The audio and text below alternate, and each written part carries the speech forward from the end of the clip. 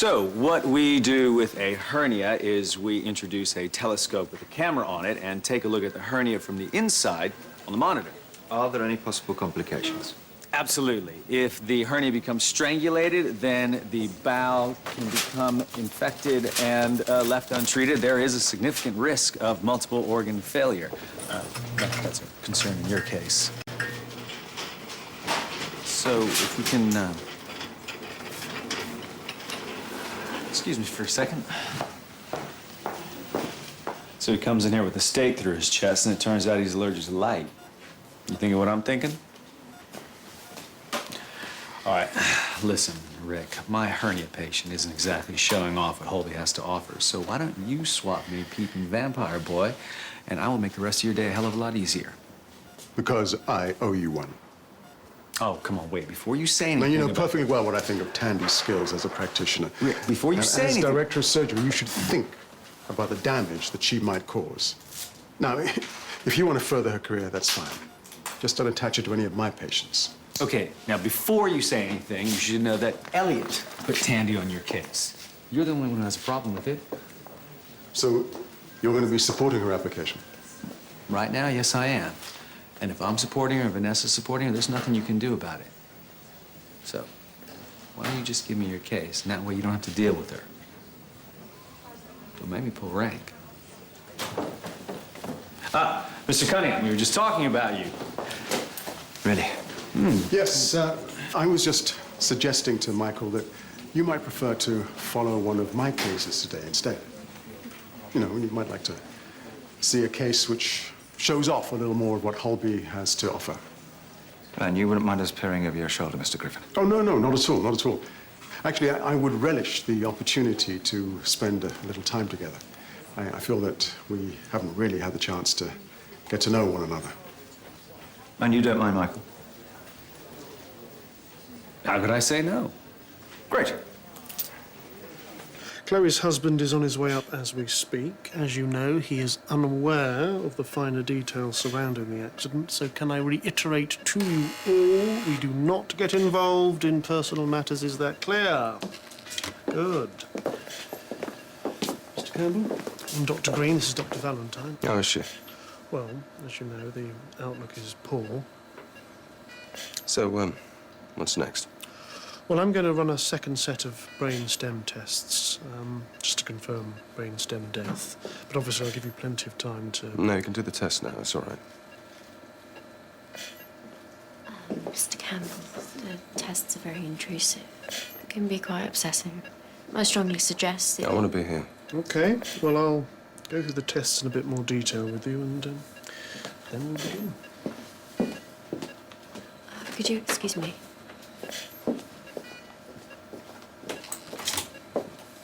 Mr. Walker, you really shouldn't be here. I'm going out of my mind. I need to know what's going on. Our husband's with her. Does he know about Chloe and me? Have you told him? No. And I don't think now's the best time for that conversation to take place. Is she going to be all right? I know it doesn't look good. I can't tell you, I'm afraid. You're not her next of kin. Well, no, not technically, but you can make an exception. It's not my decision. I love her so much. Please, just... I'm really sorry. It's best that you go.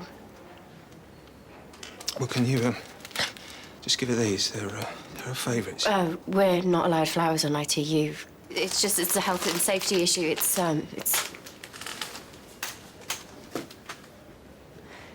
Xeroderma pigmentosum. It's a genetic skin disorder, which means that the skin can't repair itself when it's exposed to UV light. What kind of light? Sunlight, mainly. As an extra precaution, we've fitted the lights in his room with special UV filters. He's had numerous operations in the past to remove malignant tumors caused by his condition.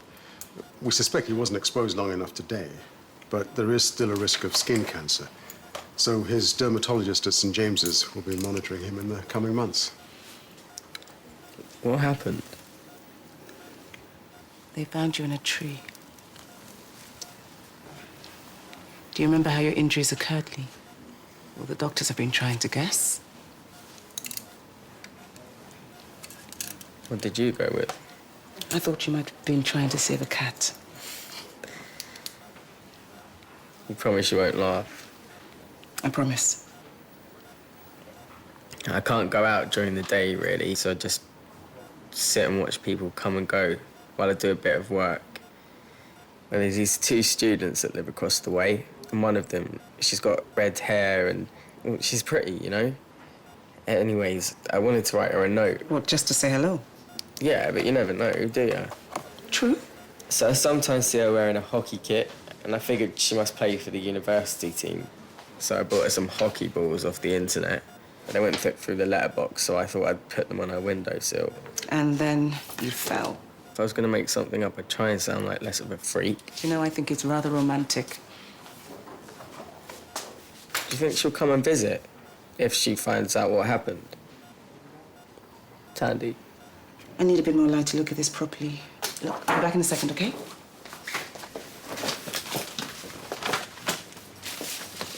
you want a cup of tea? No, thanks. I'll have a cookie, though. Oh, I made them last night. They're for everyone. What's that? Oh, it's from a guy down there. He can't speak, so he has to write everything down. Mr. Ardbeg. Yeah, I can't read his handwriting, though. You best stop asking for Faye. Faye, do you want a cookie? No, thanks. Thanks for doing this. Michael was trying to make a hernia sound like a brain transplant. No problem. She's great, isn't she? You must be very proud. Yeah, yes, she's come a long way. Actually, there was something I wanted to talk to you about. Well, I'm worried. I have my concerns that Holby City is pushing its junior doctors too hard, that we're too ready to accelerate them into positions of responsibility. Like, for example? Well, for example, Thandie. She's only been working as a locum on Darwin for a few months. And already, she's been considered for bigger things. And this isn't just a concerned husband speaking. Well, obviously, it's not for me to say, but... Let's talk. No, it's not a stupid question at all. You see, we consulted the dermatologist and x-rays aren't harmful to Lee. Now, the reason I'm being cautious at the moment is because I'm concerned about a potential cardiac problem. Perhaps you should explain. Well, his BP is slightly low at 90/60, and on the x-ray, the lungs look enlarged, which appears to me to be a sign of pericardial effusion. Thandie here is an excellent diagnostician. In fact, she's been known to make a diagnosis on the basis of the contents of a handbag. That's a joke. But wait a second. I think we may have missed something here. What could have happened is that this film, this X-ray, could have been taken during an expiratory phase when the patient is exhaling, and that can often make the heart appear enlarged. Don't you think? Well, it's possible, but if See, that's that's why whether... we have more than one doctor around. Even the best make mistakes. Excuse me. Any more questions? No corneal reflex. Apply supraorbital pressure to check for motor responses. No response. If you feel uncomfortable, you can leave at any time, Mr. Campbell. I'm fine, carry on. Dr. Valentine? Test of vestibulo-ocular reflexes. What's that? Ice water. Vestibulo-ocular reflex. No response. We'll now turn Chloe off the ventilator for 10 minutes and see if she makes any attempt to breathe on her own. And that's it? Would you like us to give you a minute before we begin? That's very kind of you, but no, I'd rather we got on with it.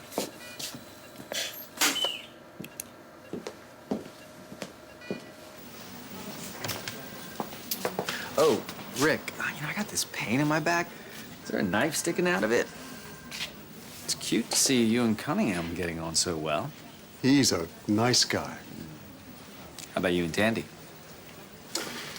You do know that we're getting divorced, don't you? I know what kind of toothpaste the bald triage nurse on AAU is using. Yeah, of course I know, but I'm not worried about it because you're a professional. I know you're going to keep it that way. Can I have a word? Of course. It's about Lee. His BP is now 80/50. He's just had major surgery.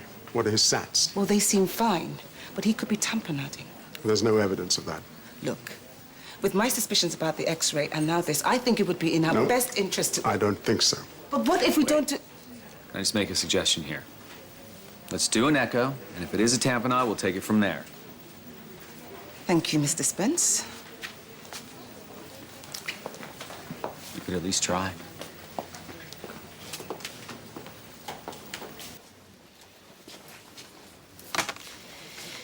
Do you want a cup of tea? No, thanks. Do you think he'd be my adopted granddad if I asked him? Mr. Ardbeg, don't buy into that pipe and slippers act. He's a crafty little fox, that one. I'd keep an eye on him if I were you.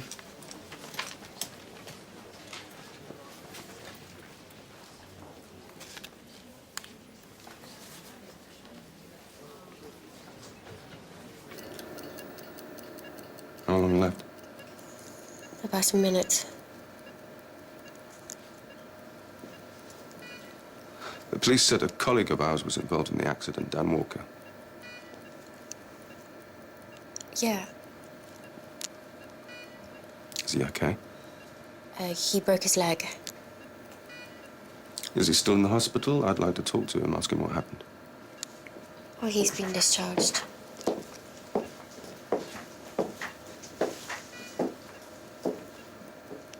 They were going to a conference.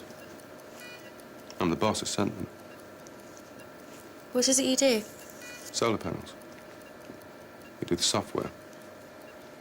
I suppose if I hadn't, wasn't even that important. Dr. Green. It's been 10 minutes.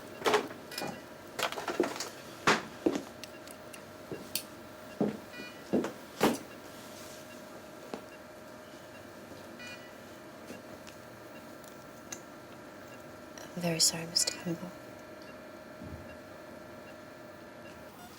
Thandie was telling me you saved my life, Mr. Griffin. It was a team effort. You're a very lucky young man. If I were you, I'd be a bit more careful in the future. It was important, though. I had to go out. To ask a girl out on a date. What's more important than that? Lee, that branch came very close to hitting both your spleen and your stomach. And if you'd stayed in that tree much longer, your skin could have suffered more damage than it could ever have repaired itself from. I think it was nice that you made the effort. Well, speaking as a girl, I'd be flattered if it were me. It's not such a bad thing to take a chance, to be hopeful. Look, he needs to remember that he's not, What? Normal? that you're different. You need to take better care of yourself. Can I have a word, Mr. Griffin?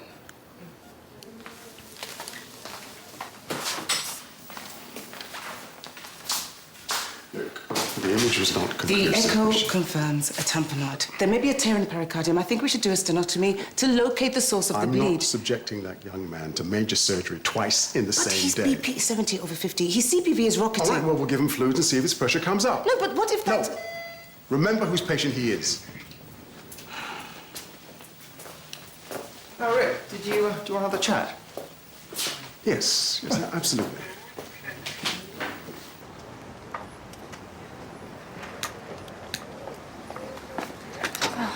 Please don't. I'm having a terrible day. Tell me why you were late for work, and I'll give it you back.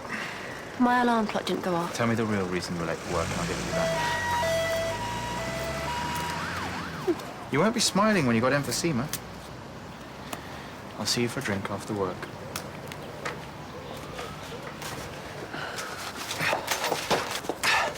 They're plastic. I found this. Oh, thanks. I listened to 5 Smiths albums back to back last night. Probably not the best thing to listen to right now. How is she? Just nod or shake your head. I need to know. We've just run a series of tests to check whether or not Chloe's brain is still functioning. She's brain dead.